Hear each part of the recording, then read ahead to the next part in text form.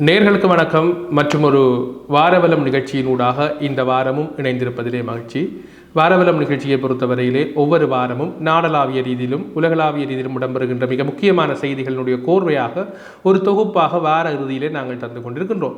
அந்த வகையிலும் இந்த வாரமும் பல சுவாரஸ்யமான விடயங்கள் நாடளாவிய ரீதியிலும் உலக ரீதியிலும் இடம்பெற்றிருக்கின்றன. அந்த அந்த அந்த தொகுப்பைத்தான் இன்றைய நிகழ்ச்சியிலும் நாங்கள் பார்க்க இருக்கின்றோம். வாருங்கள் நிகழ்ச்சிக்குள் செல்லலாம்.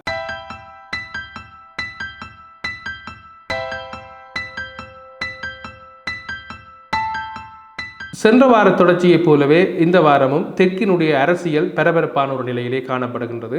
உண்மையிலே தெற்கினுடைய அரசியல் சென்ற வாரம் நாங்கள் பார்த்ததை போல சூட்டு சம்பவங்களோடு ஒரு முக்கியமான சம்பவங்கள் பல இடங்களில் இடம்பெற்றிருந்தாலும் கூட இந்த வாரம் மிக முக்கியமாக முன்னாள் நாடாளுமன்ற உறுப்பினர், அதாவது முன்னாள் ஆளுங்கட்சியினுடைய நாடாளுமன்ற உறுப்பினராக இருக்கக்கூடிய இன்றைய அரசியலிலே மிக முக்கியமானவராக இருக்கக்கூடிய நாமல் ராஜபக்ஷ அவர்கள் குற்றத்தடுப்பு புலனாய்வு காரியாலயத்திலே ஆஜராகி தன்னுடைய வாக்குமூலத்தை வழங்கிவிட்டு பின்னர் தன்னுடைய இருப்பிடம் நோக்கி சென்ற ஒரு சம்பவம் இடம்பெற்றிருக்கின்றது. குறிப்பாக நாங்கள் பார்த்தோம் சொன்னால் 2013ஆம் ஆண்டிலே நடைபெற்ற ஏபஸ் கொள்வரவு தொடர்பிலே வாக்குமூலம் வழங்குவதற்காக அவர் குற்றப்புலனாய்வு திணைக்களத்திலே முன்னிலையாகியிருந்தார்.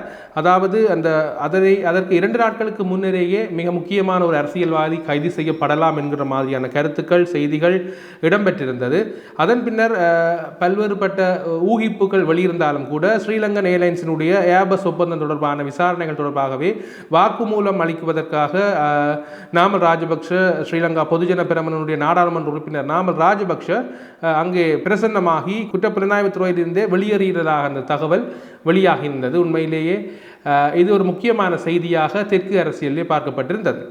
මට හැඟි හැඟි යන්න නෑ බය නෑ බය නම් ඉතින් මම එන්නේ නෑනේ. දත් දිමාඩු දවසේ මම එන්න ඕනේ නෑනේ. මට කියන්න පුළුවන් අද රජේ දිමාඩු දවසක් මට වෙන දවසක් දෙන්න කියලා. අපි එහෙම බය නෑ. இலங்கையினுடைய பட்ஜெட் கடந்த வாரம் வெளியாகி இருந்த நிலையிலே இப்பொழுது பட்ஜெட் தொடர்பாக பல்வேறுபட்ட அதிருப்திகள் பல்வேறு துறை சார்ந்தவர்களிடம் வெளியாகி கொண்டிருக்கின்றது. அந்த வகையிலேயே யாழ்ப்பாணத்திலே உண்மையிலே எங்களுடைய நாடளாவிய ரீதியிலே தாதியர்களுடைய போராட்டம் வலுவடைந்து வருகின்றது. குறிப்பாக தாதியர்கள் என்பவர்கள் உங்களுக்கு தெரியும், வைத்திய சேவையிலே சுகாதார திணைக்களத்திலே மிக முக்கியமானவர்கள். எப்படி வைத்தியர்கள் ஒரு முக்கியமானவராக இருந்தாலும் அவர்களால் வழங்கப்படுகின்ற கருமங்களை அந்த இடத்திலே ஆற்றுகின்றவர்கள் தாதியர்கள். அந்த வகையிலே நாடளாவிய ரீதியிலே தாதியர்களுடைய தாய்ச்சங்கம் முன்னெடுத்திருக்கக்கூடிய இந்த போராட்டத்தை அந்தந்த கிளையிலே வேலை செய்கின்ற தாதியர்கள் முன்னெடுத்து வருகின்றார்கள். அந்த வகையிலே யாழ்ப்பாணம் போதனா வைத்தியசாலையிலே தாதியர்களுடைய போராட்டம் ஒன்று இடம்பெற்றிருக்கின்றது. குறிப்பாக அவர்களுடைய அதிகப்படியான அந்த நேர வேலை, அதாவது ஓடி என்று சொல்வார்கள், ஓவர் டைம் என்று சொல்லக்கூடிய அந்த நேர முகாமைத்துவம் குறைக்கப்பட்டிருப்பதாகவும், கொடுப்பனவுகள் வழங்கப்படாமல் இருப்பதாகவும், குறிப்பாக பதவி உயர்வுகள் போன்ற விடயங்கள் கவனிக்கப்படாமல் இருப்பதை காரணம் காட்டி இந்த ஆர்ப்பாட்டத்திலே தாதியர்கள் ஈடுபட்டிருக்கின்றார்கள். அந்த வகையிலே இது ஒரு முக்கியமான சம்பவமாக இந்த வாரத்திலே இடம்பெற்றிருந்தது. நாடளாவிய ரீதியில் துணை மருத்துவ சேவை மற்றும் தாதிய உத்தியோகர்கள் சங்கம் இணைந்து போராட்டத்தை அடையாள வேலைநிறுத்த போராட்டம் 1 மணி நேரம் செய்து கொண்டிருக்கிறோம். என்று சொல்லி சொன்னால் எங்களுக்கு ஓவர் டைம் அதிகரித்து தங்களாக அனுமதி கிடைக்கப்பட்டது. சுகாதார அமைச்சிலிருந்து அனுமதி கிடைக்கப்பெற்றது. ஆனால் திரைச்சேரியால் நிதி இல்லை என்ற காரணத்தினால அது நிப்பாட்டி வைக்கப்பட்டிருக்கிறது.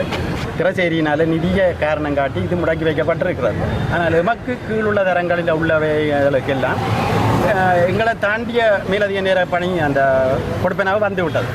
இப்போதே அதிகரிப்பின்படி எங்களுக்கு மேலதிக நேர படியை விட எங்களுக்கு கீழுள்ள சிற்றுடையர்கள் கூட, அதாவது கனிசார உத்தியோகத்தர்கள் கூட அந்த மேலதிக நேரம் அதிகரிக்கப்பட்டிருக்கு. அடுத்தும் இன்னும் ஒரு போராட்டமும் இடம்பெற்று வருகின்றது. குறிப்பாக யாழ் போதனா வைத்தியசாலையை பொறுத்தவரையிலே போதனா வைத்தியசாலையினுடைய நிர்வாகத்திற்கு எதிராக வைத்தியர்கள் போராட்டத்தை மேற்கொள்கின்ற நிலைமை ஒன்று காணப்படுகின்றது.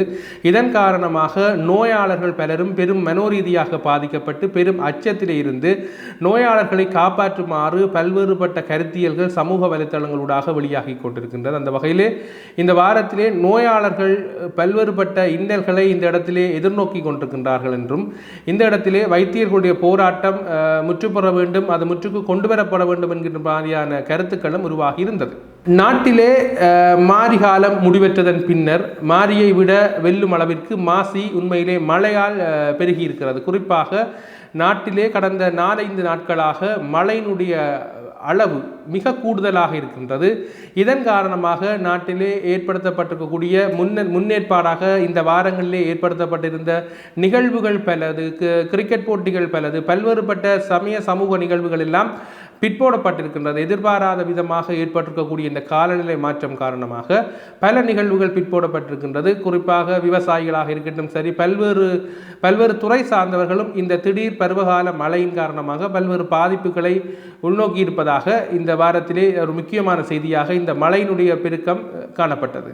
வரிசையில் நின்று வாழ பழகி கொண்ட இந்த நாட்டு மக்களுக்கு இந்த வாரமும் வரிசையில் நிற்கக்கூடிய வகையிலே பெட்ரோலுக்குரிய தட்டுப்பாடும் பெட்ரோல் ரீதியான பல்வேறுபட்ட விடயங்களும் வெளியாகி மக்கள் எல்லோரும் ஒவ்வொரு பெட்ரோல் நிரப்பு நிலையங்களிலே நீண்ட நேரம் வரிசையில் நின்று பெட்ரோலை பெற்றுக்கொள்ளக்கூடிய மாதிரியான ஒரு நிலை மாறி இருக்கின்றது. கடந்த 2022 ஆண்டு கோத்தாபாய ராஜபக்சனுடைய ஆட்சி காலத்திலே நீண்ட வரிசையிலே மக்கள் பெட்ரோலுக்காக பொருட்களை கொள்வனவு செய்வதற்காக என்று பல்வேறுபட்ட இன்னல்களை பெற்றுக்கொண்டிருந்தார்கள். அதன் பின்னர் இப்பொழுது இந்த வாரத்திலே மிக முக்கியமாக கடந்த 2-3 நாட்களாக பெட்ரோலுக்கான தட்டுப்பாடு உண்மையிலே பெட்ரோலிய கூட்டுத்தாபனத்திலே அல்ல பெட்ரோலிய துறை சார்ந்த இடத்துல என்ன நடக்கின்ற என்ற விடயத்தை தெரியாமல் எதற்கெடுத்தாலும் வரிசையில் நிற்கின்ற மக்கள் இந்த பெட்ரோலுக்காக நீண்ட நேரம் நின்று பெட்ரோலை பெற்ற ஒரு சம்பவமும் இந்த வாரத்திலே பல இடங்களிலே இடம்பெற்றிருந்தது. ராஜீவ்காந்தி கொலை வழக்கிலே சந்தேக நபராக கருதப்பட்டு 32 ஆண்டுகளாக சிறையிலே வாடி பின்னர் அந்த சிறையிலே ஏற்படுத்தப்பட்ட பல்வேறுபட்ட இன்னல்களை எதிர்கொண்டு தாயகம் திரும்பாமலேயே தன்னுடைய இன்னுயிரை அதாவது தன்னுடைய உயிரை துறந்த சாந்தன் அவர்களுடைய ஓராண்டு நினைவு நாளை முன்னிட்டு சாந்தனுடைய குடும்பத்தினரால் எள்ளங்குளம் துயிலும் இல்லத்திலே சாந்தன் துயிலாலயம் என்கின்ற நினைவு ஆலயம் ஒன்று அமைக்கப்பட்டிருந்தது. இதனுடைய அங்குரார்ப்பண நிகழ்வு கடந்த 28ஆம் திகதி சாந்தன் மரணித்த நாள் என்று இடம்பெற்றிருந்தது.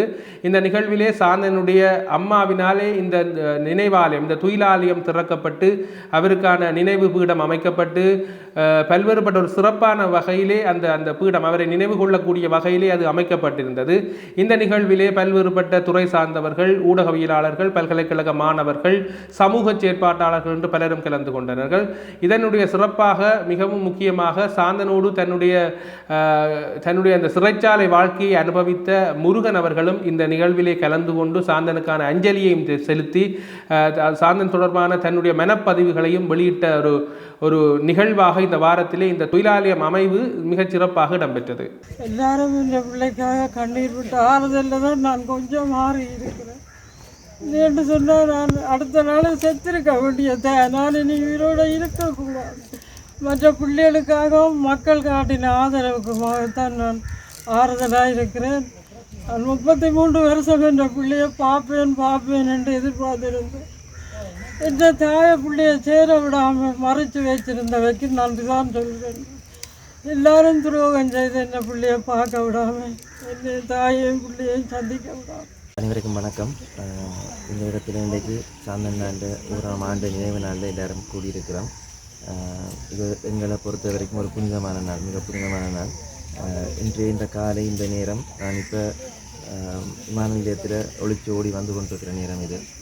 சென்றாண்டி நேரங்களில் எத்தனை மணிக்கு உயிர் பிரிஞ்சுன்றது சரியான நேரமே இன்னுமே ஷாப்பாக என்ன தவிர யாருக்குமே தெரியாது. ஓகே, அதெல்லாம் ஒரு விஷயமாக கிடந்தாலும் இன்றைய இந்த நினைவு நாளில் முக்கியமாக இந்த இடத்துல நான் நன்றி கூறுறதுக்கு ஊடகவியலாளர்கள், சகல ஊடகவியலாளர்கள் நேரடியாகவும் உதவி செய்திருக்கணும், மறைமுகமாகவும் கன்னடங்களில் எனக்கு உதவி செய்திருக்கணும். அது இலங்கை, இந்தியா சார்ந்த மட்டுமல்ல, புலம்பெயர் தேசங்களில் இருந்த ஊடகவியலாளர்கள், அதை விட இதுக்காக குரல் கொடுத்த மக்கள், அது அண்ணாவுக்காகன்றதை விட அம்மாவுக்காக கொடுக்கப்பட்ட குரல்கள் தான் இங்கே அதிகம். ஏனென்றால் இங்கே ஏமாற்றப்பட்டது அண்ணா இல்லை, அம்மா தான். அம்மாண்ட 33 வருஷ தவம், ஒரு நேரம் உணவு உண்டு காத்திருந்த தவம் ஏமாற்றப்பட்டிருக்கு. இதுக்கு பதில் சொல்ல வேண்டியது ஒவ்வொரு தமிழ் மக்கள்கிட்ட கடமையாக இருக்கதை நான் கருதுகிறேன். ஒரு காலத்திலேயே கோடிக்கணக்கான பயனாளர்களை தன்னகத்தை கொண்டிருந்த ஸ்கைப் வலையமைப்பு தன்னுடைய நீண்டகால பயணத்தை வருகின்ற மே மாதத்தோடு முடிவுக்கு கொண்டு வருவதாக தன்னுடைய அறிவிப்பை வெளியிட்டிருக்கின்றது.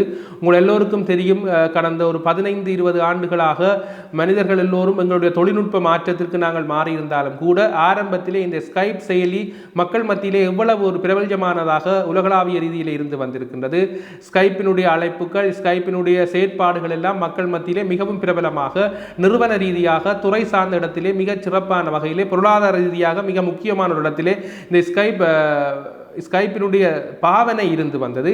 இவ்வாறு இருந்த நிலையிலே காலத்தினுடைய மாற்றத்துக்கு ஏற்ற வகையிலே தன்னுடைய அந்த செயலியை தாங்கள் அந்த முற்றாக அப்புறப்படுத்துவதாக ஸ்கைப்பினுடைய அந்த நிர்வாக வலையமைப்பு தெரிவித்திருக்கின்றது. இதன் மூலமாக வருகின்ற மே மாதத்தோடு தன்னுடைய அந்த வலையமைப்பை நிறுத்துவதாக ஸ்கைப்பினுடைய உத்தியோகபூர்வ இணையதளத்திலே இந்த செய்தி வெளியாகி இருந்தது.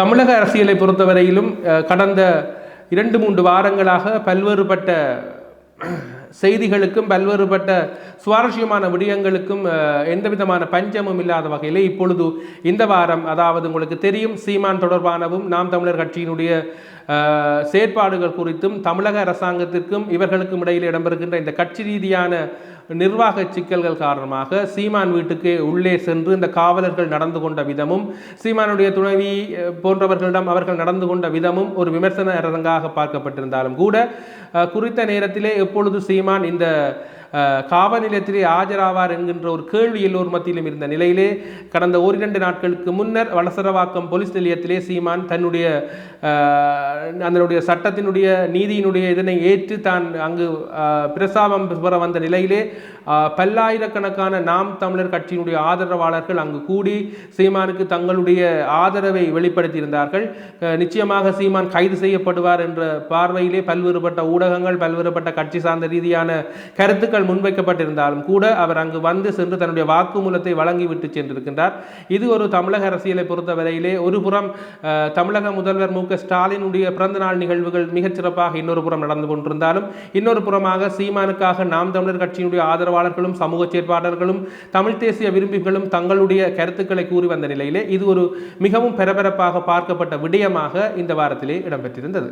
மாஸ்டர்ஸ் கிரிக்கெட் டூர்னமெண்ட் உங்கள் எல்லோருக்கும் தெரியும், ஒரு காலத்திலே எங்களுடைய மனதை வென்ற கிரிக்கெட் போட்டியாளர்கள், கிரிக்கெட் வீரர்கள் மீண்டும் ஒரு அரங்கிலே காணக்கூடியதான வகையில் இடம்பெற்று வரும் மாஸ்டர்ஸ் கிரிக்கெட் தொடரிலே 2 நாட்களுக்கு முன்னர் இடம்பெற்றிருக்கக்கூடிய வகையிலே இலங்கை அணியினுடைய போட்டிகளினுடைய சிறப்பு மிகச்சிறப்பாக அடைவு மட்டம் சென்று கொண்டிருந்தது. கடந்த போட்டியிலே வெற்றியை பெற்றிருந்தார்கள்.